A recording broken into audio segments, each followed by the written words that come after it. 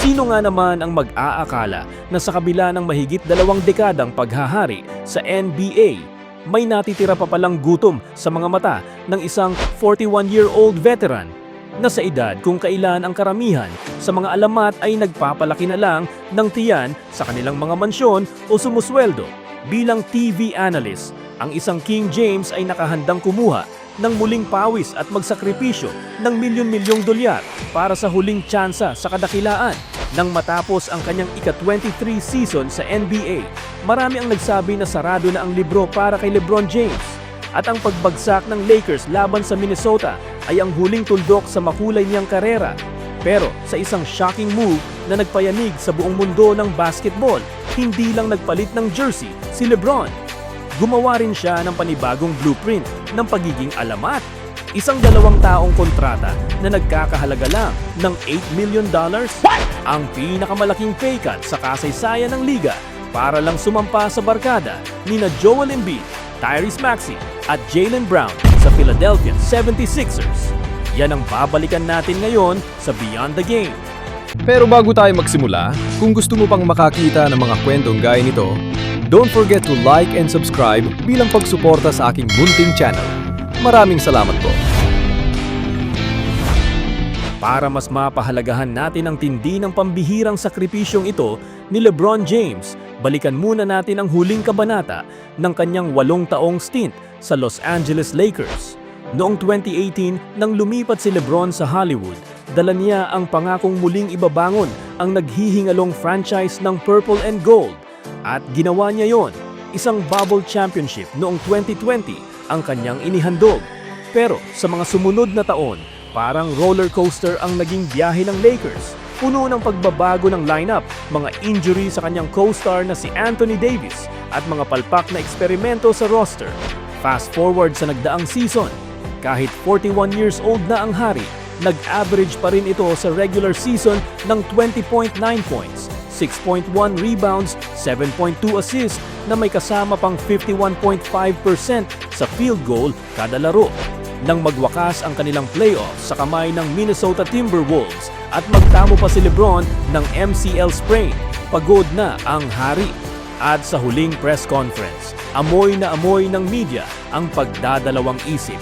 Dahil sa mga panahong yon, alam ni LeBron na kung mananatili pa siya sa LA, mauubos ang natitira niyang lakas sa pagbuhat ng isang team na naghahanda na para sa kanilang hinaharap kaysa sa kasalukuyan. Naging unang active player na siyang billionaire sa kanyang karera. Nakuha na niya ang all-time scoring record, kasama na rin niyang nakalaro ang anak niyang si Bronny. Ano pa ba ang kulang? Kundi ang magkamit ng ika-5 singsing. Dahil singsing na lang ang tanging dahilan kung bakit kumakabog pa ang dibdib ng hari sa bawat paggising niya sa umaga. Kaya naman nang pumasok ang free agency ng 2026, naging mala teleserye ang basketball world.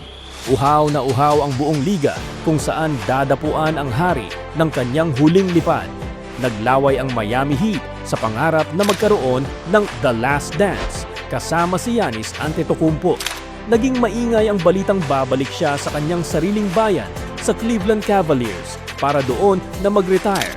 Nakipaglaro pa ang Golden State Warriors sa ideyang pagsasamahin sa isang team sina Steph Curry at LeBron James. Pero habang ang media at ang mga kritiko sa kanto ay busy sa paggawa ng mga jersey swap, may isang koponan sa silangan ang tahimik na nagluluto ng isang nakalilitong recipe, ang Philadelphia 76ers. Isang franchise na mahigit 4 na dekada nang natutuyot sa championship drought. Mula pa noong huling magkampiyon ang Sixers ng kanilang huling NBA title noong 1983 sa pangunguna ng mga alamat na sina Julius Erving at Moses Malone. Isang koponan na siksik sa malas kapag tumutuntong na ng second round ng playoffs. Sa unang tingin, hindi Philly ang praktikal na destinasyon ng isang veteran na naghahanap ng siguradong korona. Pero paano nga ba napapayag ng Sixers front office ang isang King James na sumama sa kanila?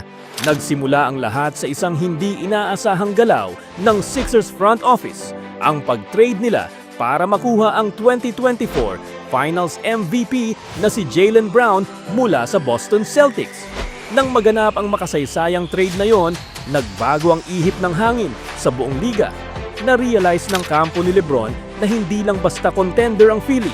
Nag-assemble sila ng tinatawag na death lineup. Nagsimula ang panunuyo. Nagpunta si Bob Myers sa podcast ng agent ni Lebron na si Rich Paul at diretso ang kanyang pasaring. I think the Sixers would beat those teams. Now, am I right? That's just my opinion. I can say from somebody representing a team, well, all I would say is win. Like, this is the best chance to win. At hindi lang ang management ang gumawa ng paraan.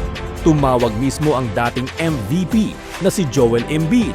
Kinausap din siya ng kanilang young star guard na si Tyrese Maxey. Maging ang franchise legends na si Allen Iverson ay sumali na rin sa pitch para lang makumbinsi ang superstar na dalhin ang kanyang talento sa City of Brotherly Love. Let's talk about LeBron. Do you like the idea of him coming to Philly and to play for the Sixers? How do you feel about that? I don't like it. I love it.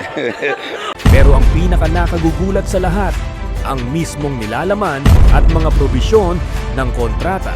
Sa halip na humingi ng $50 million max contract, tulad ng ginagawa ng ibang All-Stars, pumatak lang sa $3.8 million kada taon ang kukunin ni Lebron sa Sixers. Isang 2-year, $8 million deal na may player option sa pangalawang taon. At bakit niya ginawa yon? Dahil alam ni Lebron na sa ilalim ng bagong CBA rules at luxury tax aprons, ang pagkuha ng max contract ay mag-iipit sa kamay ng management para makabuo ng mas malalim na roster. Isinuko niya ang higit $45 million na kita para lang masigurong kumpleto ang kanyang tropa sa bakbakan. Isang hakbang na nagpatahimik sa mga basher na laging nagsasabing pera lang ang habol ng hari sa kanyang career.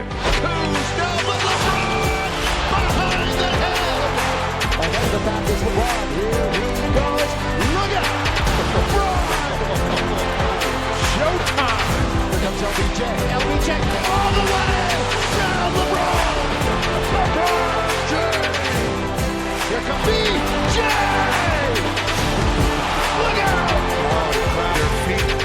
LeBron trying to bully his way in with one hand. So LeBron with the reverse slam dunk. Show him. There he goes. LBJ. Isipin mo ang lineup na ito, mga idol. Tyrese Maxey, isang batang guard na may pambihirang bilis, explosive scoring at energy sa floor. VJ Edgecombe, ang dynamic rookie star na magbibigay ng karagdagang athleticism, versatility sa court at perimeter defender ng team. Jaylen Brown, isang two-way monster, proven champion at elite perimeter defender. Joel Embiid, ang pinakadominanteng scoring big man at former MVP. At LeBron James, ang ultimate floor general, may-ari ng utak na nakakaalam ng bawat galaw ng kalaban bago pa man ito mangyari. Aanhin mo pa ang mga highlight reels ng ibang team kung mayroon kang ganitong klaseng starting unit. Sa ilalim ng sistema ni head coach Nick Nurse, hindi na kailangang buhatin ni LeBron ang buong koponan sa loob ng 40 minuto, gabi-gabi.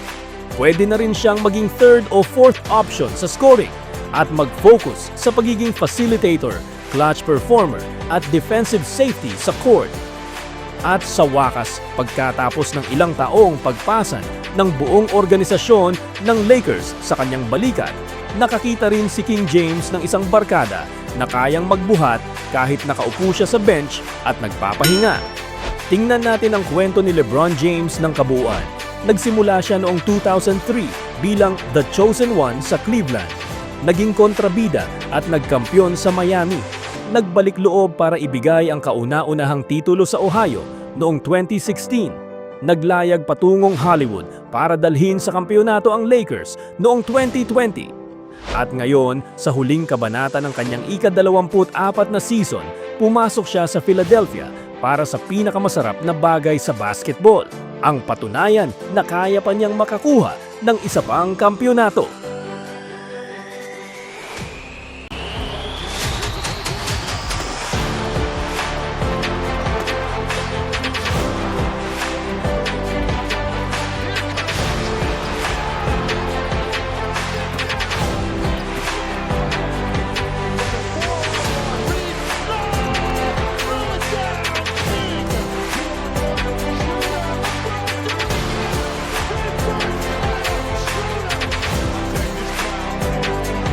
Hindi na ito tungkol sa pera, hindi na ito tungkol sa estatistika o mga individual awards. Ang sakripisyong ito ni LeBron ay isang paalala sa bagong henerasyon na ang tunay na greatness ay hindi nasusukat sa laki ng tseke na inuuwi mo buwan-buwan, kundi ang tunay na kadakilaan ay ang pagnanais na isuko ang iyong pride, magpakumbaba at lumaban hanggang sa huling patak ng iyong pawis para lang sa tamis ng tagumpay. Kung magwawagi ang Philadelphia ngayong season, ito na ang marahil ang pinakamatamis na kampyonato sa buong buhay ni King James.